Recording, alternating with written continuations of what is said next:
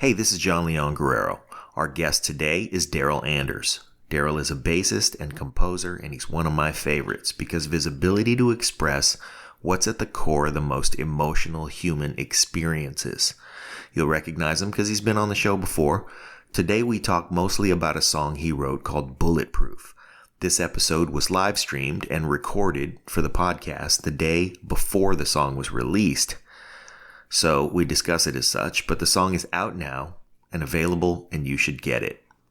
Along with all the artistic virtues, Darryl is one of my favorite human beings, so I always value what he has to say, and we're lucky to have him say it for our show. Speaking of the show, it's time for me to announce that I'm stepping down from the Break It Down show to develop a new joint for Lions Rock Productions called Focus on the Funk, where I'm going to, focus. The show will be about music and people who make music. So if you like baseball and strategy and politics and books, the Break It Down show will continue to deliver with Pete at the helm. I'll still be around too. But if you love the groove, if you know what it means to lay in the pocket, if your heart beats on the one, Focus on the Funk will be just for you. And we have some amazing guests already lined up. Stay tuned. As always, Save the Brave, savethebrave.org. We support their mission to help veterans cope with PTSD, and we would love it if you help too, especially in the midst of this pandemic. On to the episode. Here is my friend, Darryl Anders. We are live. Hi, I'm Malcolm Atkin, and you're watching the Break It Down show. Yes, you are. Malcolm Atkin. Yeah, that was terrific. Malcolm Atkin, for our audience, is an electronics wizard. He's helped some of the most influential producers and players in music history shape the places where they ply their craft. From Sir George Martin to Mark Ronson, Malcolm has built, restored, revamped, and souped up consoles, instruments, and outboard gear for the best of them, and even helped design some of the studios where the world's most iconic records were committed to tape. Joining me as co-host, the Wesinator, our homeboy Wes. Maybe Wes, you've outdone yourself this time. Malcolm, it's an honor to have you on the show. Thank you very much for having me. Yes, glad to be here. What should we talk about then? So you have a long and illustrious career, and we want to recap some of it, and we want to introduce our listeners to you, because the thing is, you've worked on the gear that has made the records that we all know and love. And, yeah. And you've played behind the scenes the whole time. So where do we begin? Where did your fascination with electronics start? With electronics, gosh, I think my parents kind of spotted it when I took their alarm clock apart when I was about 7 years old. How do we deal with this kid? You know? Yeah. What do we do with them? So what'd they do with you? They just let me do anything, really. If you know what I mean. As long as it wasn't too illegal. But no. No, they just encouraged me wherever I could go, and so I had all sorts of interests, still do, not only in the music biz, but all sorts of things, as long as it's something new and interesting, I'm there. And even, was there even after all these years, I'm still doing it. Yeah. My accountant told me, don't ever retire. So I'm sure accountants everywhere are saying those words to a lot of people, especially in the music business. Well, I think he only wants the paycheck, really. But there we go. Yeah. Okay. Well, that's one reason. So, is there, as you got started, though, where would you say you really sort of solidified your position? What's the first thing that you really worked on where you thought, I can make a career out of this? Well, I tell you what it was. All through school, and I had quite a checkered school career, I was in a band, weren't we all, Yeah. But the two guys I was in the band with were serious musicians, and both went on to have long careers in the music business. Still doing it out there. But I kind of realized I wasn't in their league. Do you know what I mean? I was the bass player. And so... Yeah, that's a bit unfair on bass players. Come on, you know what you call a guy who hangs around with musicians? The drummer. Yeah, the drummer. Yeah, well, there we go. Less said about the drummer, the better. But there we are. All right, but let's say the bass player is the second in line for getting the most chicks. Absolutely, yeah. And it's like viola players and banjo players, isn't it? Yeah. So as the bass player in this band, let's keep the story rolling, because these guys were serious. You were hanging in there. I was kind of hanging in there, and I thought I need a backup plan here. I was always into electronics, so I did a degree in electronics, and so I was sort of hanging around with all these people and thinking, I am not like these people, you know. So I came out of like the course and sort of thought, well, how do I marry together music and electronics? I know, I'll go and work in a studio. And in those days, people actually advertised for jobs, So I actually answered an ad and got a job at a studio in the West End of London, Pi Studios. It's long gone. And I had 18 months of recording Max Bygraves and Des O'Connor and people like that. These are like music hall artists. They're not cool rock and roll artists at all. But we did have one thing. We had the Pi Mobile. It was the only mobile recording unit in London at the time. Okay. And they were selling it. They were selling it to Richard Branson's lot. And they had one last gig with it. So they asked me, this young tech, to go along and set it all up. So off I went. We had a chap called Rupert Hine. He passed away quite recently. But anyway, I ended up at the farmyard doing a band called Quantum Jump. And suddenly it was like, this is the rock and roll business I signed up for. I see. Right? And had a couple of wonderful months out at this farmyard out in Buckinghamshire. And at the end of it, and I'd met most of the people from Air Studios by that point. They'd all been out to the farm and messing around and what have you. And the next thing I know, I get a call and I was offered a job there. All right. As a greenhorn tech, if you like. A greenhorn tech. Well, whatever, green, wet behind the ears, whatever you want to call them. Yeah. Anyway, I ended up being at Air for 25 years.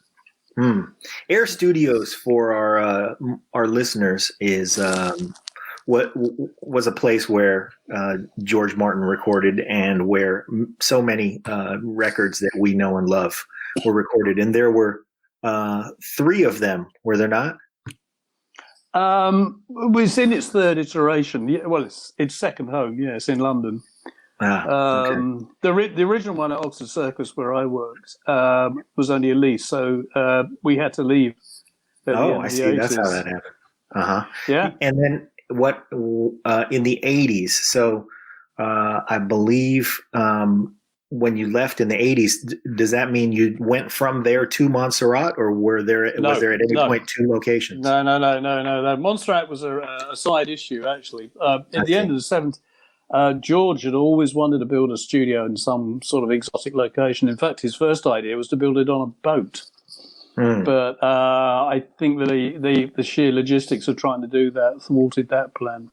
Yeah. And he just came back one day from, I think he'd been on an airplane in Canada or somewhere, and he'd seen a brochure about Montserrat on the airplane, in the Airplane magazine. So he flew down there and came back to London and said, "I've just bought a 36-acre plot, and we're going to build a studio there." Terrific. And the rest of the staff are all looking at each other, going, "Oh, how do we deal with this?" Who's moving? Yeah, right. Which one of us is going out there? Yeah, so I ended up going out there for a year building it. You built Air Studios Montserrat. Yes. Let's talk about some of the logistics. I didn't build it on my own. Put it that way. No. I hear you. It's always a team effort for something that size. It's always a serious team effort. Yeah, but I get what you're saying. Yeah, sure. Yeah. Well, I'm going to jump ahead first and ask, how did you meet Wes? Well, that is interesting. I'm not sure. No, I do know. One of my other roles was I ended up being chairman of APRS. I don't know whether your listeners might have heard of APRS, the Association of Professional Recording Services. And I was the chair. And it was basically, we were the trade association. We ran we looked after all the studios in London or right across the UK. Wes came on as one of our directors. When was that? About 15 years ago. So something like that. Yeah, I mean, it kind of came to an end when George passed away about 3 or 4 years ago. So we closed down the association, and it's now basically looked after by the MPG, the Music Producers Group. But by then you had forged a friendship. Yes, absolutely, yeah. But, how did that get on? I don't know. What makes a guy want to be friends with Wes? I don't know. He might have a different take on it, really. Yeah. How'd that go? I'm the guy who likes and uses all the gear that Malcolm fixes, and Malcolm's got all these amazing stories about things that are it's the recording history that I love. So it's like immediate hookup over a pint. Yeah. It sounds like a good way to forge and solidify a friendship. Yeah, indeed.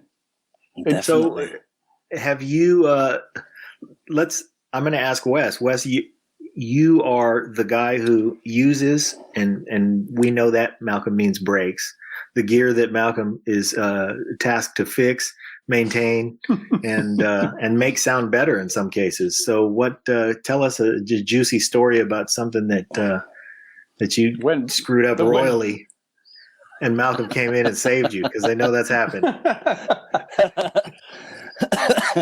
Well, and if it hasn't happened, you're not trying hard enough. That is true. No, I mean, there's been. I think the first thing you fixed was one of my tape machines, wasn't it? My dad. Your dad had about a whole shed full of old Revox. Well, he still has. Yeah. Has he? Oh gosh. Yeah. There's about 3 here at the moment. But oh no, don't. I think your accountant's going to be glad to hear that, Malcolm. You fixed a couple of microphones and a couple of tape echoes. He's always bringing me stuff to have a look at. He usually brings me stuff that's difficult to fix, to be honest with you. So there you go. But the funny thing is, so that's where Wes gets it. Yeah, go ahead. Oh yeah. No, I was just going to say that actually, around about 1985, I became the manager. Right, so I basically was managing people for 20, 30 years.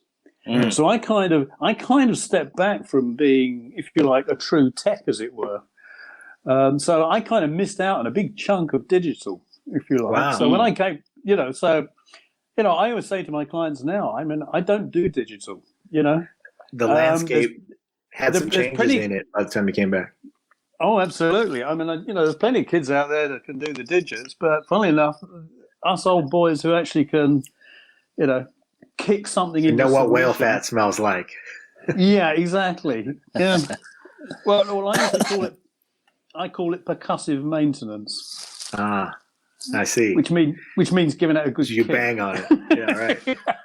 So okay, when you are there managing people, you're managing teams that keep studios running, and those studios at the time, you said that happened in 1985. So you ran the tech team at Air Studios in the 80s. I was. You were the GM manager. Yep. I see. Wow. And I was the. That's GM a nice job. Yeah, a very cool job. Great fun. Yeah. And then when the lease was up, we moved all 35 of us up to Lyndhurst and Hampstead. It's still going up there. Yeah. And we kind of got a bit carried away with that place. 27,000 square feet. And it's a magnificent studio and still going strong. It's world famous now, and rightly so. And a great team up there. And amazingly enough, there are still several people still working there that I hired in the 80s. So, yeah.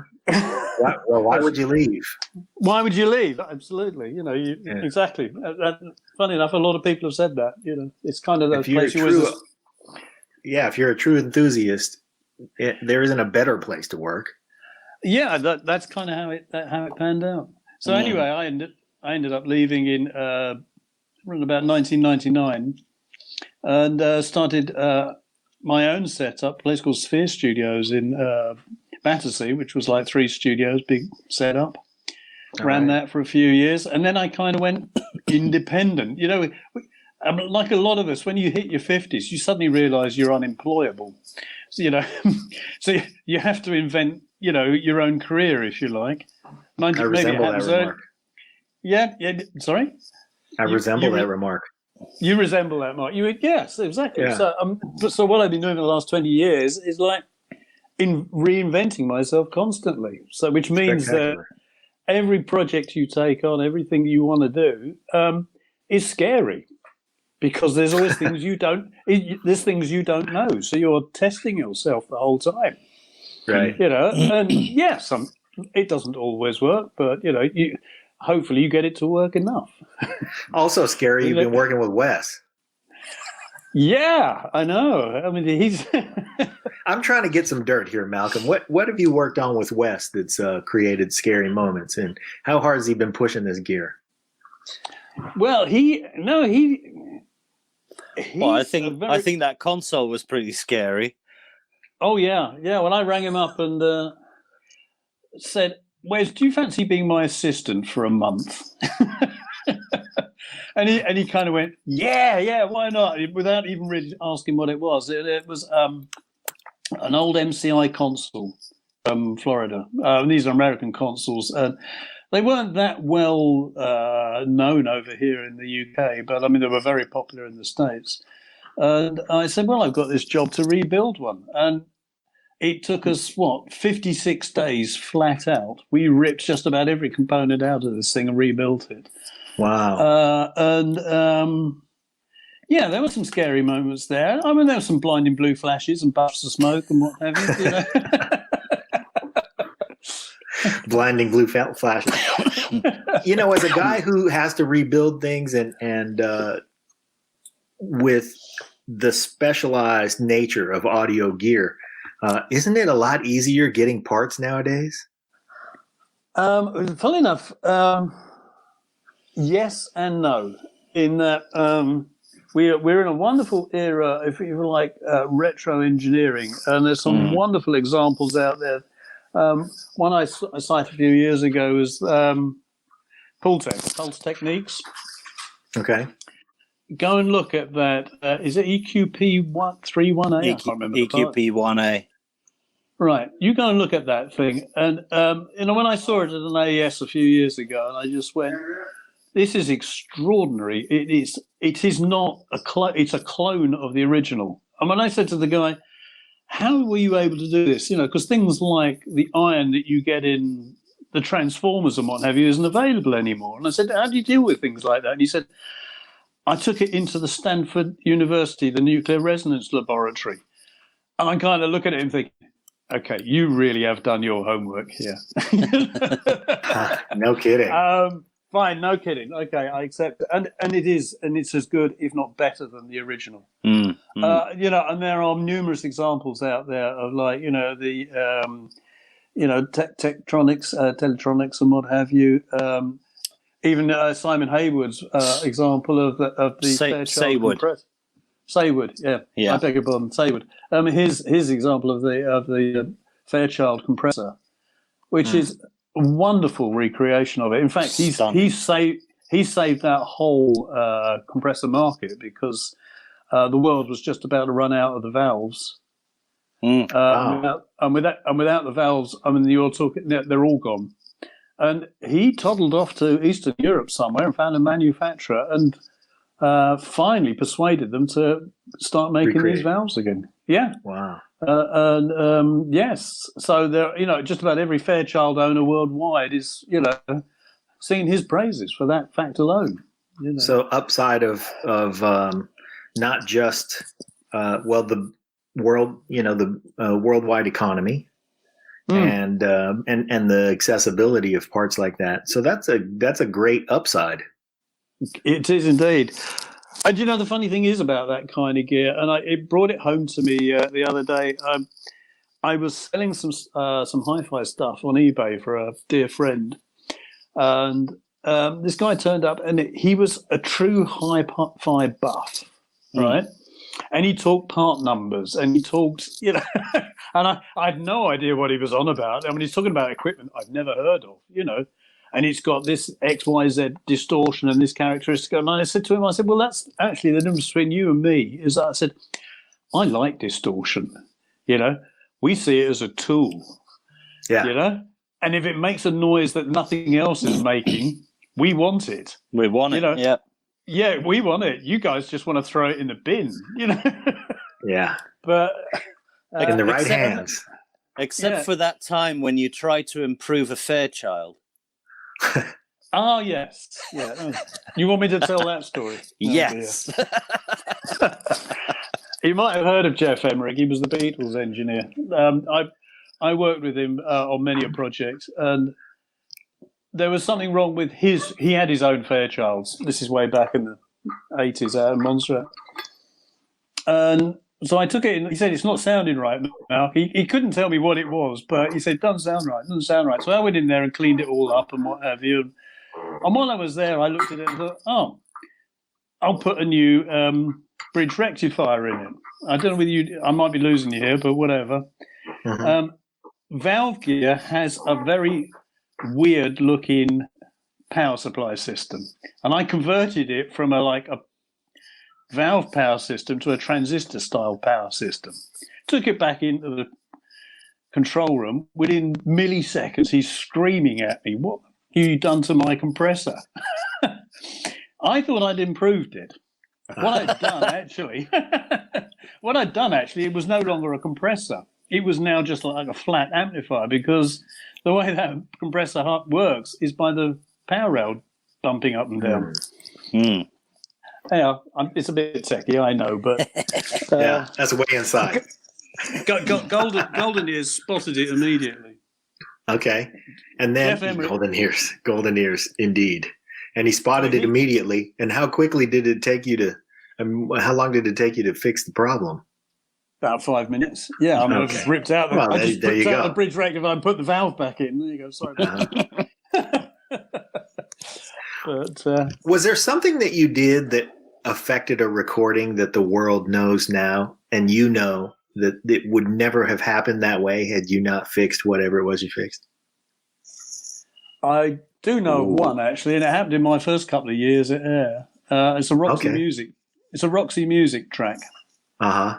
Which one? I can't remember it's one of their singles. I can't think of the name of it in a minute, but there's some feedback at the beginning of it. Do you know the one I mean, Wes? No, but I'm Googling. Okay. It's because every morning at Air we used to line up the tape machines, and we had to switch the Dolbys in and out, right? In order to line the tape machine up, and I'd forgotten to switch them back in. So the tape machine was on feedback. So the output was linked to the input. So when they hit record to actually take the master, the whole thing just went in. The whole thing fed. And a whole thing fed back until someone dived at the switch and just hit it, and they took the master, and they just liked this feedback noise at the beginning. Yep. See, if it sounds different, we want it. So it's there. That's yeah. It was an accident, really. I mean, it was not intended, but those are the kind of things, happy accidents that happened in the 70s. You know, when we were actually awake enough to realize. Can you mention an artist or an artist-producer combination that we all should love even more than we do? Is there somebody who you would single out to say, you know what, everybody doesn't really know how beautiful a human being this person is? I'll tell you one guy, actually, that you might not have heard of. Is it Wes? We'll start with Wes. No, it's not Wes. It's not Wes. Apart from Wes. No, okay. He had a big impact on me even before I went to Air. And I had afternoon tea with him this last weekend. All right. We finally tracked each other down. Yeah, his name's Steve Nye. And you probably might have come across him, but he was the engineer on Quantum Jump. He's about the same age as me. Okay. He's retired now, but he did lots of albums. He did lots of Roxy Music albums. He did Japan Drum. He did a lot of Murray Head albums, and then he went off to the States to do Robbie Robertson. All right. And we kind of lost contact with each other for 20 plus years. and we kind of met up last weekend at the Maltings at Snape, if you've ever heard of that place. Another story, but there we go.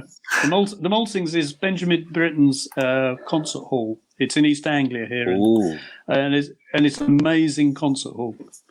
It was built in the 50s. And anyway, we ended up there, and we just reconnected, and we just spent the whole afternoon talking stories. But Steve is another one of those guys that just has an amazing pair of ears. Yeah. That and that's one thing Wes does as well. They hear things that us mere mortals don't hear, but they know what to do about it, and they know the difference between it sounding good and sounding bad. Mm-hmm. The emotions that it brings out of us. Yeah. Yes, before the rest of us even realise what's going on, And I kind of described. There were two types of engineers out there. There were the guys that kind of mixed it by numbers. Mm-hmm. Do you know what I mean? They were technically brilliant.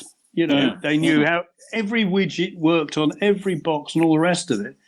Mm-hmm. But they weren't musicians, so there was no empathy with what they were doing. Yeah. But a film score engineer or what have you probably doesn't need that. They need to be able to handle 500 pieces of information per second and deal with it. Yeah. Whereas the other type of engineer is people like Wes. He is a musician first, so he comes to all his craft from the fact that he loves music. And he can play music, so he understands when a performance is good and when a performance can be improved.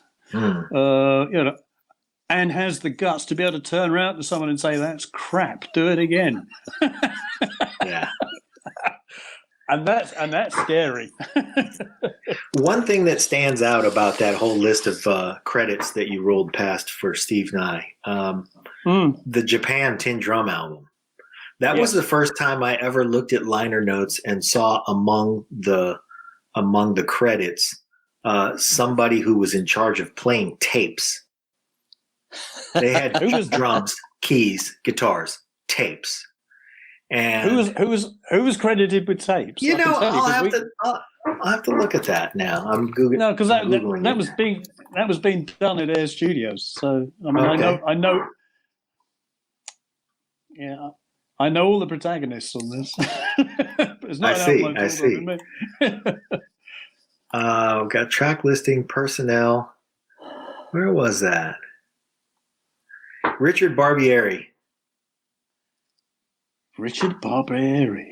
Gosh. Yeah. Oh, right. You've got David Sylvian, Mick Karn, Steve Jansen, of course, and then Richard Barbieri did keyboard he was one of the he was one of the band. Yeah, he wasn't. He wasn't. I was just thinking it might have been an air engineer or the assistant or something. Oh, I see. But, yeah. Yeah, I remember the first time that I looked at that, and I thought somebody was playing tapes. Well, and then you have to be curious about what were they doing with them. How much splicing was happening? Were they twisting them backwards and playing them the other direction? Who knows? But it just makes you curious.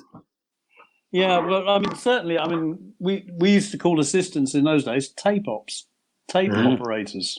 That's why I thought you were mentioning it. Really, talking about an assistant engineer. Yeah, an assistant engineer. Yeah, but I mean, the other thing you said about twisting things around, certainly, I mean, that used to infuriate most manufacturers of audio equipment because they'd bring us stuff to play with.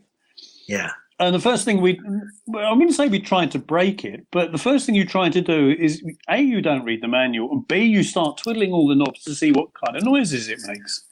What's a manual? Yeah. Exactly, right. That's when, in the fault books, and we write RTFM, you know what that means, yes? Read the fucking manual. Right. Read the yeah, exactly. Yeah, because I mean, it was always that way, But the truth was, I mean, come on, though. You hand a bunch of engineers a piece of gear and you ask them to, put it through its paces, and you don't think it's going to get hit with things and taken apart and twisted around and come back wired backwards in a lot of ways. It's if like I said, if they don't break it, they're not trying hard enough. I mean, that used to be quite the way we used to buy equipment at Air in the late 80s when I was the manager was like, because bear in mind that, I mean, there are manufacturers throwing stuff through our door every other day at that time, right? I mean, it was a period of intense innovation. And I had bosses that were like reticent about buying new equipment. So what I used to do, I mean, they're no longer with us, so I can tell you how I did it now. I just put it out there and just left it in what we used to call the toy cupboard. Now, if in 3 months' time the manufacturer comes back and says, I better have that back, and I go into the toy cupboard and say, I'm sorry, mate, it's still sitting there, nobody's played with it, and give it back to them. If, on the other hand, they loved it, it was completely battered by that time. It had been on so many sessions, it had grease pencil all over it, it had a corner dented and all the rest of it. There's no way you could give it back to him in that state. Yeah. So we had to buy it.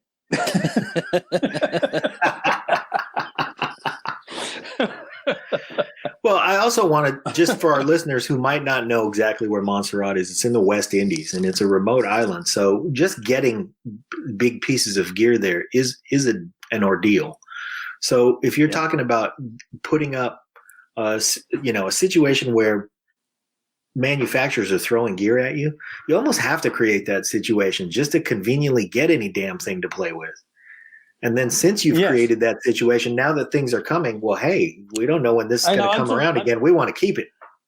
I'm talking about London here, not more. Oh, okay. Well, London's a little easier to get gear. Yeah. Yeah. No. The gear in the West Indies. Yes, you're absolutely right. That was a logistics nightmare. Wow. For the 10 years we were running it. It got truly crazy at times as to like how do you keep this thing going? And then you get people like the police in there shooting videos where they're dancing on top of the console. Oh, they're famous for that. Yep. Yeah. I'm pretty sure somebody got kicked in the balls for that. I kicked them. Yeah. Okay, good. How dare you dance on my console? Yeah. Yeah, really. So if we're looking at those, oh no, please go ahead. I was going to say there is you talk about Montserrat. There is a documentary coming out in a few weeks' time. Oh. Which we were all involved with. It's coming at Universal Pictures, and it's called Under the Volcano. And it is the story of the 10 years of us lot in Montserrat. Yeah. And included in that is the whole thing of them dancing on the console. Yeah. And I think it cuts to me sort of going, how displeased I was. But there we go. We'll see. I haven't seen the finished cut yet, so I have no idea what is actually in it. But from all accounts, it is a wonderful story, and it's already got some great reviews. It's certainly got great reviews from the Martin family. Yeah, that's good. So, but it's a wonderful place. It is a wonderful. It's very special to all of us who's ever been there, because not only is it this thing a story about the studio, but it's a story about the island as well. Mm-hmm. You can't exclude the story of the island from the story of the studio. Well, I mean, it was a perfect Greek tragedy, really. In the end, it got smacked by the hurricane, and then the volcano took out 2/3 of it. Yeah, and yet the studio is still there physically. Yeah. I heard that there was an attempt to auction off whatever was left of it at the end of last year. Did you hear that? No, it's not true. I was there last year. We were videoing it last year. No. The real story is that it's been in exclusion zone for the last 10 years. Ever since it happened. So wow. So nothing can happen to it because it's in the exclusion zone. Nope. I think Malcolm's frozen. Yeah. All right. Frozen. Good. Let's talk about it. So it was in the exclusion zone. I can tell you about that because I've been there. I mean it's so is that what that means, that because it's in the exclusion zone nothing can happen to it? So half the island got hit by the volcano, so they came up with the exclusion zone where you weren't allowed to go because you could still you could still fall through the cracks and end up in boiling hot lava. Yeah. But I think there are probably listeners that we should recap for that. Air Studios Montserrat was a powerhouse of a place. I mean, you know, we're talking about Ghost in the Machine was recorded there, Synchronicity, Brothers in Arms, Dire Straits recorded there. I mean, so many huge recordings happened in this place that it was, you know, it was one of the greatest studios in the world. And then tragedy struck. There was a hurricane, there was a volcano, and now that place, which was not only was it a studio that was state of the art, but it was also sort of a place where artists could go and make these beautiful records because they could be free of the distractions of recording someplace like New York or Los Angeles or London. They would be in environments where they could essentially separate themselves from the world and concentrate and to some degree take it easy. I mean, we had Stuart Copeland on the show, and he recounted the story of when they recorded Synchronicity, and when he and Andy were ready to take off, Sting said, you know what, I'm going to stick around for another week or two and just hang out. I'm enjoying myself here and I'm just going to spend some leisure time. And so they loaded out, and who loaded in right after them was Dire Straits. So that's how Sting ended up on that record. The "I Want My MTV" vocal line, and that's how he ended up. At the time, the drummer for Dire Straits had done something. He sprained something, so they needed to bring somebody in to do the tracks, and they brought in Omar Hakim. And Omar Hakim met Sting on those sessions. And when Sting left the Police after Synchronicity and recorded his first solo album, Dream of the Blue Turtles, he hired Omar Hakim. So there are a million stories like that came out of Air Studios because that was a place where artists could go. You know more about this than I do. I didn't know that. I didn't know those stories. John loves his music. I do. Absolutely. I love Wes too. Let's talk about Wes some more, because I want to talk about the things that he breaks and what a strain he puts on you and your life, Malcolm, because I know that you're being kind when you say things about Wes that don't include that bastard. He's always breaking some damn thing. He's always pushing his gear to the limits. He's very good. He's very good. No, he's very even-tempered. And no, I'm sorry. There is no dirt really. I even clean his workshop. Oh yeah, that was funny. Actually, he came round and started organising my workshop for me. Do you know what, Wes? I have actually picked up on a couple of the things that you did for me there. I noticed. He made me a tool tidy. Right, I see. Because he was just so fed up with all the tools scattered everywhere. Organized them for you. Now you're all set up. Yeah. No, so I've now got all in neat rows now. But that's probably too much time with lockdown, really. You know? Well, there's that also. What have you seen in this lockdown that's created? You know, I like to look at adversities and think, what's going on here that I'm not seeing yet that's going to end up being a benefit to me? And is there anything that you're seeing that's going to end up being a benefit to the industry because we've had to lock down the way we have? Yes, and I think I don't think the full realization of it is happening. I'm working on a project at the moment that I can't really talk about with you guys at the moment, but it's certainly looking at the new ways that people interact with each other. And it's very interesting because it's, as you say, we are, as an industry, we've kind of got used to working on our own anyway. Look at Wes in his shed. Look at me in my shed. We had become a cottage industry anyway. In those kind of ways. But I think lockdown has really sort of emphasized that now. So I think in some ways our industry was in some ways better prepared than some others. Wow. We were already into remote recording and what have you, and exchanging tapes and files and what have you. And certainly, I really thought about it that way. So certainly Wes in his garden shed there, and me in my shed. I mean, I know of dozens of people around London that work in similar ways. And it is what is quite sad is really that the opportunities for to come together as musicians, and I've always thought that was like the real fun in our industry is when you see a band in together and the sum is more than the total, however Confucius said it, Mm-hmm. Yeah. But it's and that's still that's still the case. Yeah, I know. I was talking to Simon the other day, and I don't know if you saw that Hans Zimmer thing on the telly last night with David Attenborough, and it was filmed at Lyndhurst. Right. But there you can see an orchestra that has been socially distanced, right? Right, for recording. Wow. And I kind of looked at that and thought, oh, here's the new reality, because what does an orchestra sound like when all these violin players are all pushed 2 meters apart? Uh-huh. You need a lot more space to do it, but the sound will be different because violin players, the violin, string players are used to being close to each other and tuning as a block, if you know what I mean. Tuning as one. Yeah. Tuning into, like, in terms of the way they listen to each other, tuning into nuance. Yes, absolutely. And if they're losing that, there's going to be something lost. But might there be something gained as well?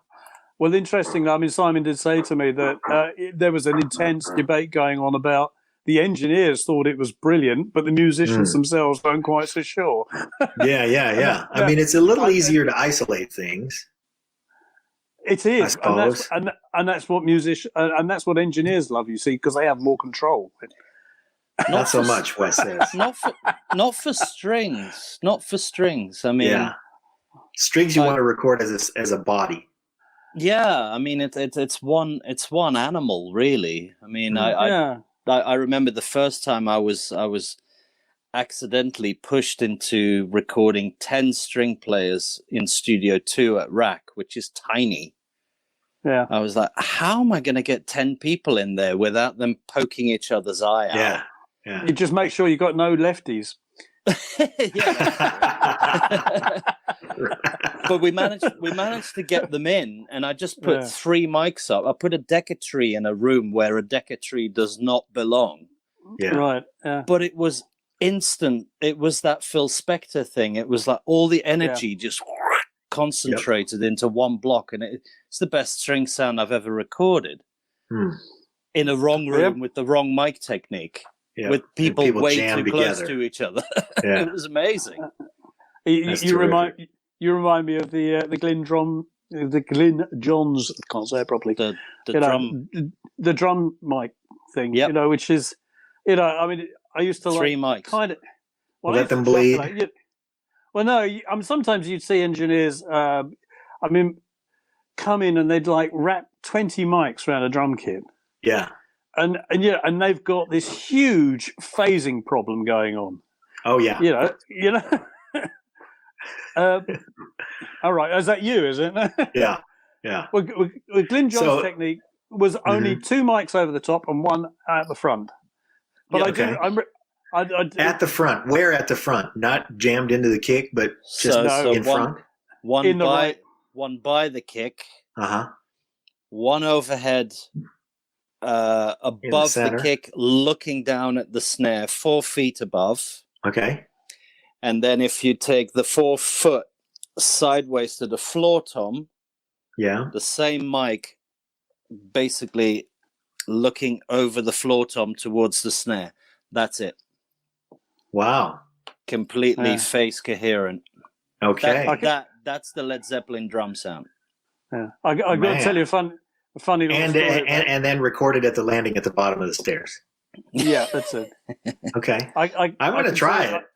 I can tell you a funny story about that. When it was one of the first times that Glyn ever used air, and he came in, and I was hovering around like at the back of the control room, got a big star in there, like better make sure everything's all right, like just making sure and what have you. And they went out there and they did. I can't remember who the band was. Maybe for the better for this.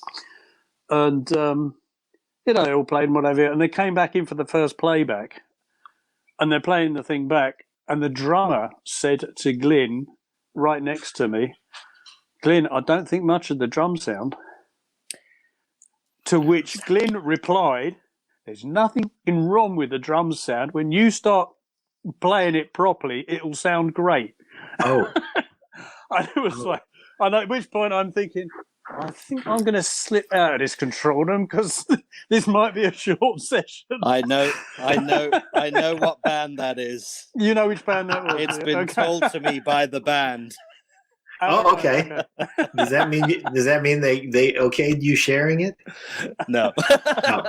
All right. We'll stay away from that. They also did the same when they did vocal takes, and they came back in and they said, "What? Sounds a bit shit, doesn't it?" And he went, "That's what you sound like." And they said, "Oh, it could definitely sound better. I don't think I agree with what you're doing." And he just said to the singer, "Come with me." And they were recording it at his place, I think. And he just walked him down the corridor, which is lined with gold records. He just went, "What do you see?" "Your gold records, Glyn." "Okay, now shut up." The punchline to that joke is, "Now shut up." Okay. Now start singing it properly. Yeah. Right. You would think that they overheard the conversation with the drummer and then stopped talking. Well, yeah. But that's okay. To each his own. Speaking of those kinds of experiences, because you've been, especially in your role as GM at Air Studios Montserrat, what did you see there that really gave you a sense that the music industry is a force for good? For good? Yeah. I mean, you had to see some things there that made you go, you know what? I'm right where I need to be. Or for shitty. Go ahead and go there too. But if that's where you're... All right, well, because it seems like I stumped you when I said, why are we No, there are a few. Don't worry. I'll tell you one that actually, it was one of the best moments of my career, and it happened in Montserrat. Have we lost our presenter here, Wes? We have lost our presenter, but we're still live. Well, we'll carry on then. Right. All right. You can present, and I'll talk. Should we pull out drummer jokes now? Yeah, now's a good time for that. Oh, there he is. How many drummers does it take to bail out a StreamYard? Anyway, evidently just one.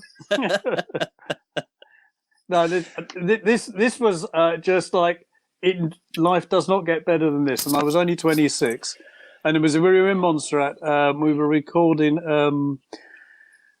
McCartney, and it's 3 weeks after Lennon died, and he invited Stevie Wonder down. That's when they did Ebony and Ivory, and they had just finished recording it in the studio, and we'd all been sitting around waiting for them to come out so we could all have dinner. We had dinner, and Stevie turned around to me and he said, "Mark," he said, "Can you bring my piano up onto the balcony?" Okay. So I bring up his Fender Rhodes. We put it on there. He gave us 10 of us sitting around there, which was McCartney and his family, the tech, the engineer, and a couple of the waiters and what have you. There was only about 10 of us. He played for 2.5 hours as the sun's going down over the Caribbean, and he played all his big hits. And but they were all completely different the way he used to do it, And I was just sitting there in just agog, really. Yeah. I'd never seen anything like it because it was such a personal thing, and McCartney was joining in on some of the cool. Oh. Yep. Yeah. We're having some StreamYard issues, but anyway, that's a magnificent story. Yeah, whatever. It happens. It's technology. But this is great. The two things about that story that I just want to highlight. First of all, Paul McCartney and Stevie Wonder are in the booth. They're recording Ebony and Ivory. And the rest of the team is just like, I was recapping your story, Malcolm. I was recapping what was amusing about your story. And the first thing I found amusing was you have Paul McCartney and Stevie Wonder in a room. And the rest of you are outside going, I wish these guys would hurry up so we can go to dinner. Yeah.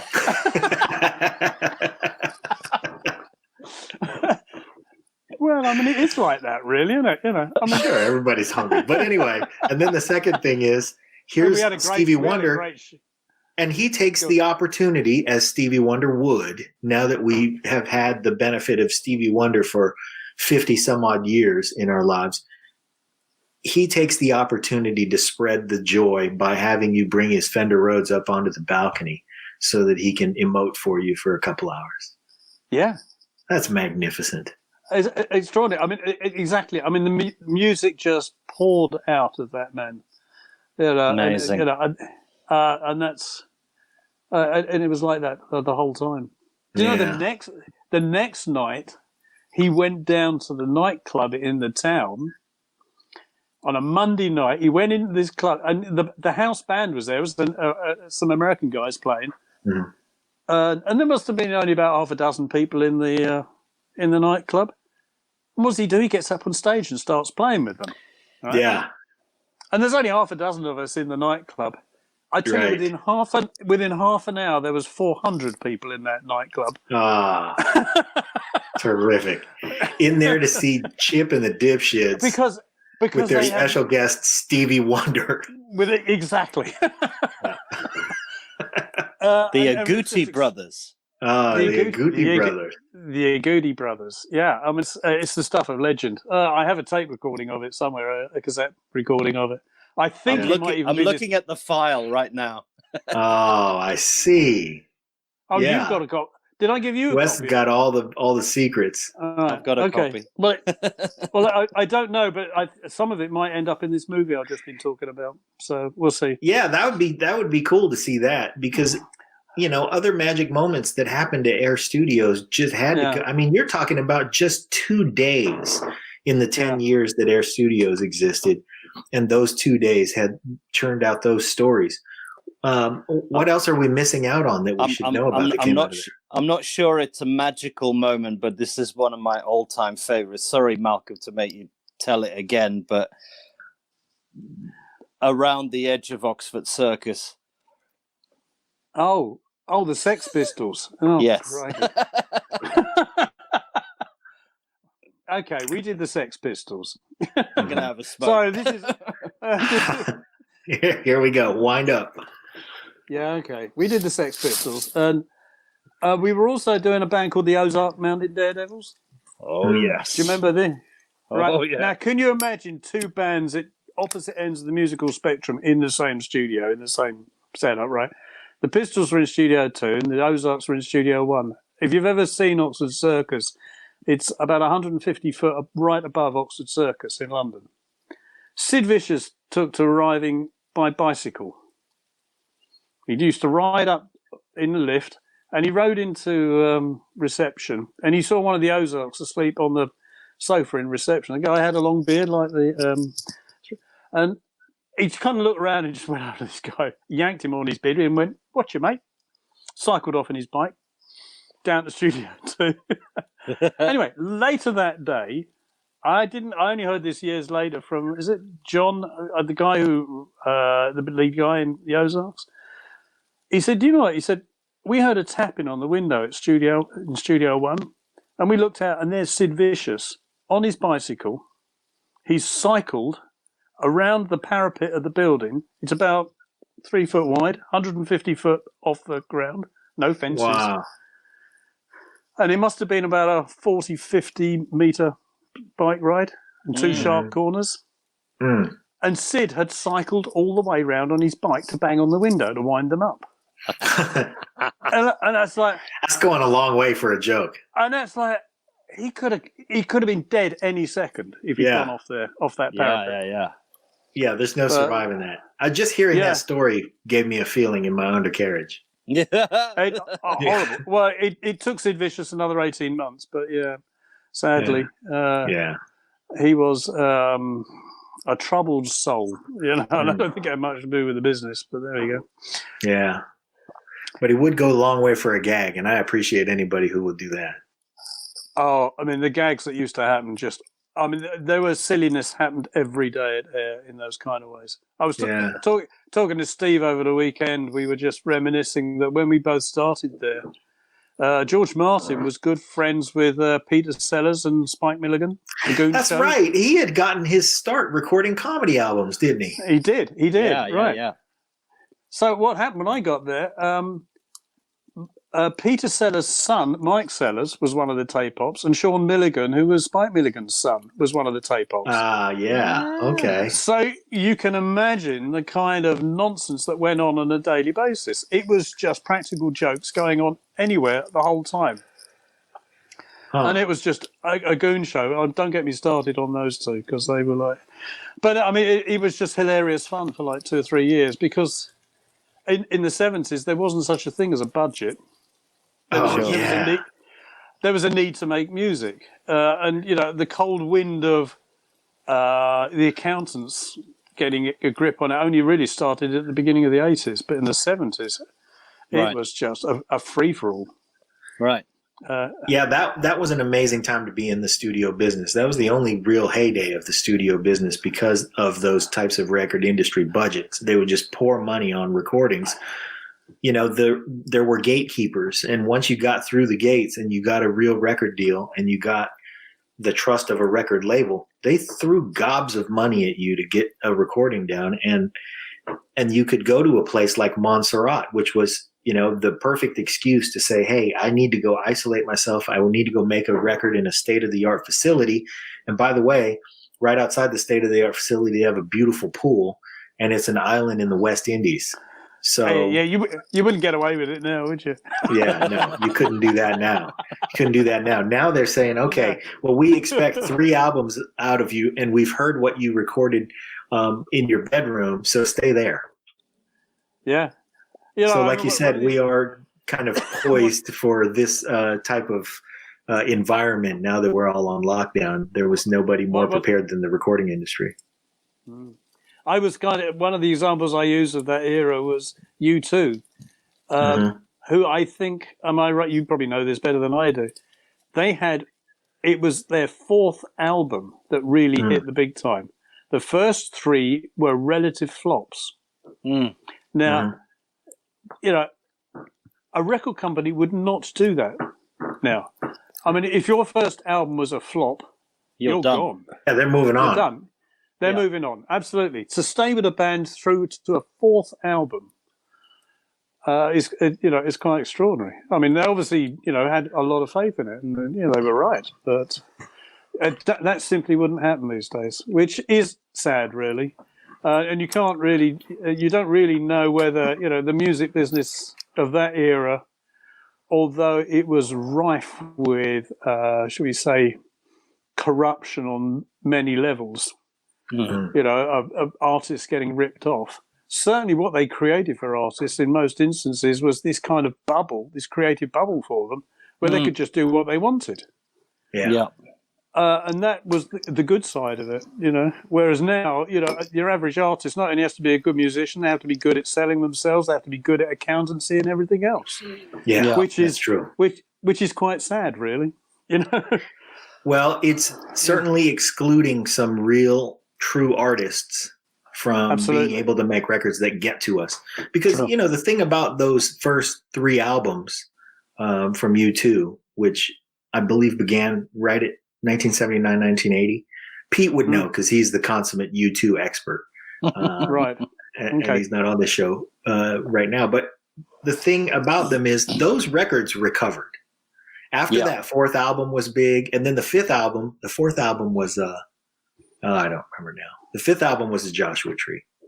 Right. But after those 4th and 5th albums really sort of launched into the stratosphere, then the first 3 caught up because everybody who came to them in that 4th album said, well, what did they do before? Yeah. So eventually the record labels did make that money back.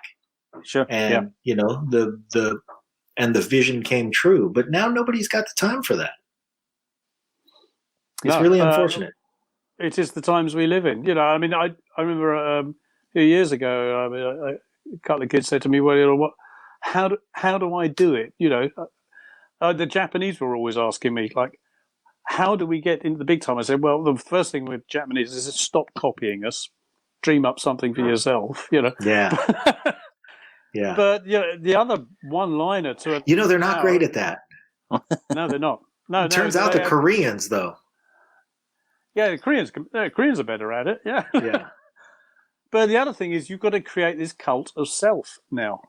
Yeah. You know, Yeah. and you do it with your Facebook and your Twitter accounts and everything else. You know, and you have to do it on your own, which I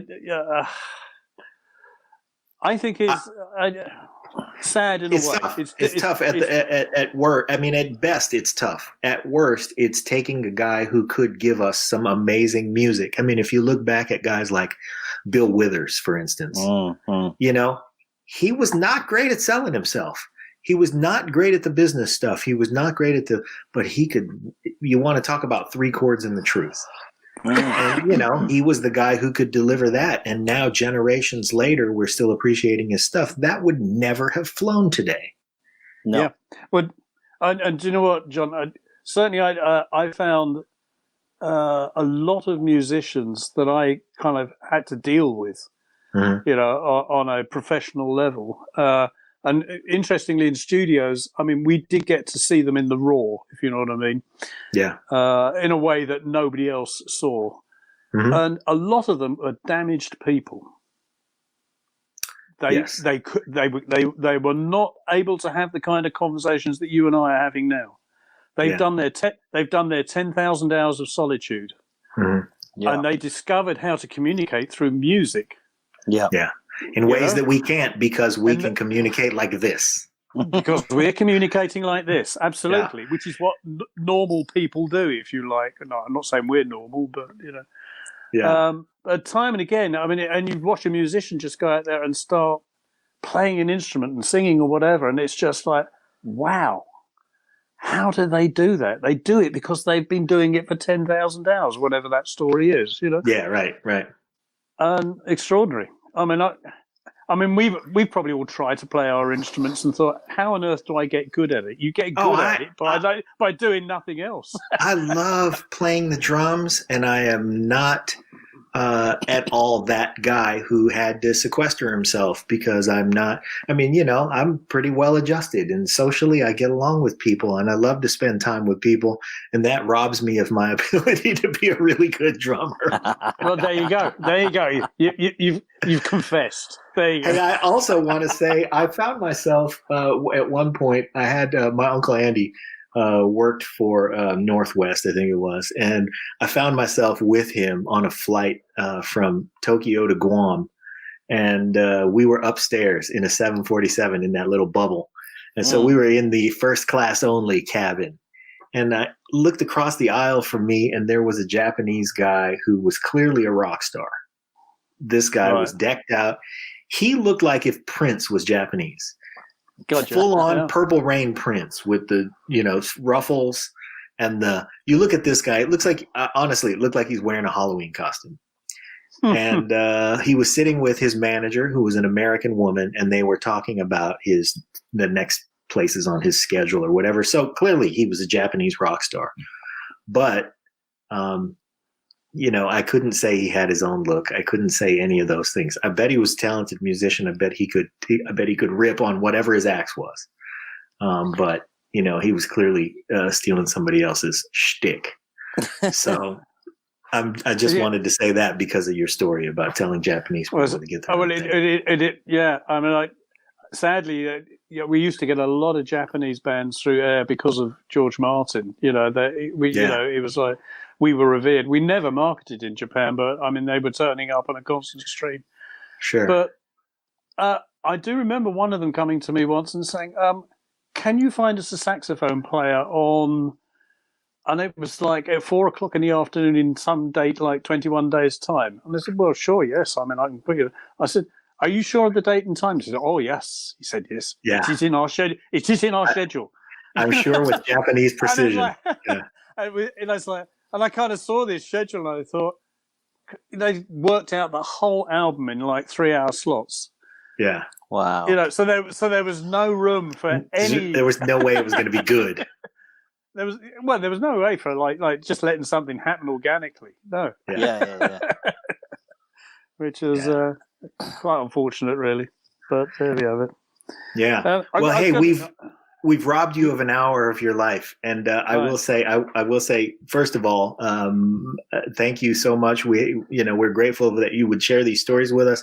Wes, thank you as well. I see why you love this guy so much, And my last question is, will you come back on and do it again?